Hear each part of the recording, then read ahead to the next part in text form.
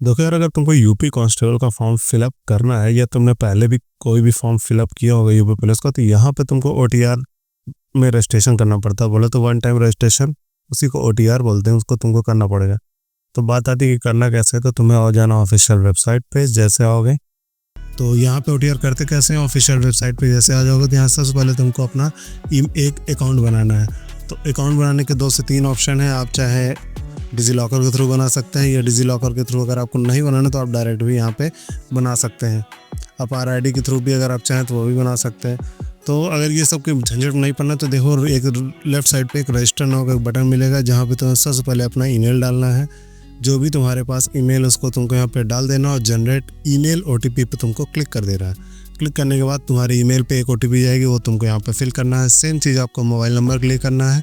Mobile number आपको दाएं हाथ पे देखने के लिए मिल जाएगा, तो मोबाइल नंबर तुमको डालना है और उसका जनरेट मोबाइल ओटीपी पे क्लिक कर देना। उसको क्लिक करने के बाद तुम्हारे मोबाइल पर भी एक ओटीपी आएगी।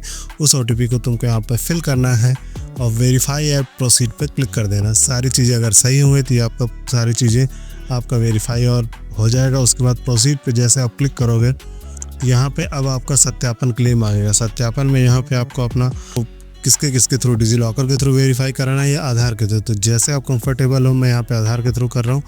ओटीपी जाएगा, ये आप सीधा याद रखिए। तो आधार के थ्रू करने के लिए यहाँ पे सबसे पहले हमको आधार कार्ड नंबर अपना दर्ज करना होगा। जो भी आधार कार्ड हमारा नंबर है वो यहाँ पे फिल करना है और क्लिक करना है जनरेट आधार ओटीपी पर।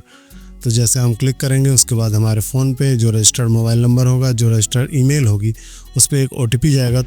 उस ओटीपी को हमको यहाँ पे सबमिट करना है। अब वेरीफाई एंड प्रोसीड पर क्लिक कर देना है। तो यहाँ पे आपका आधार वेरीफाई हो गया। अब आपको नेशनलिटी सेलेक्ट करनी है, तो इंडियन है तो इंडिया आपको सिलेक्ट करना है। उसके बाद जो आधार के हिसाब से आपका डाटा है और जो आपका हाई स्कूल के हिसाब से डाटा, वो दोनों मैच होना चाहिए।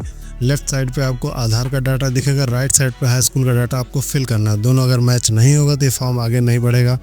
तो सबसे पहली बात, खासकर आपका नाम, डेट ऑफ बर्थ और जेंडर, ये तीनों चीज़ आपका मैच होना चाहिए आधार से। और वही चीज़ सेम मीनिंग आपकी 10th की मार्कशीट में भी होना चाहिए। तो आप देख सकते हैं सामने स्क्रीन पे कुछ ऐसा आपको फिल करना है। उसके बाद आपको अपने फादर्स नेम फिल करना है, उसको रीटाइप भी करना है, यानी 2 बार आपको फिल करना है।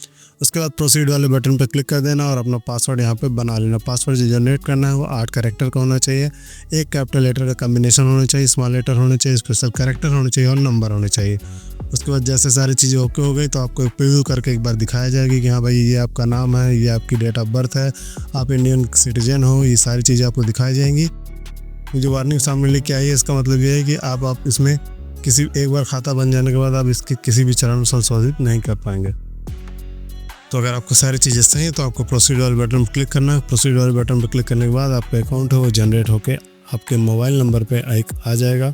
उसी की मदद से आप जब भी फॉर्म फिल करेंगे, उसी की मदद से आप यहाँ पे फिल कर पाएंगे। लॉगिन करने के लिए आपको लॉगिन वाले बटन पे आना है। उसके बाद यहाँ पे आपसे पूछा जाएगा कि आपको ओटीपी किस में चाहिए, फ़ोन पे चाहिए कि ईमेल पे चाहिए। तो आपको ओटीपी से वेरीफाई कराना पड़ेगा। यहाँ पे हम फ़ोन सेलेक्ट किए ले रहे हैं। फ़ोन सेलेक्ट करने के बाद जैसे आप आओगे तो आपका ये अकाउंट है वो लॉगिन होकर खुल के सामने आ जाएगा। अभी यहाँ पे आपका ईमेल और मोबाइल नंबर ही इसको लॉगिन करने का एक ऑप्शन है, सेम टू सेम आपकी आरआरबी के वेबसाइट की तरीके।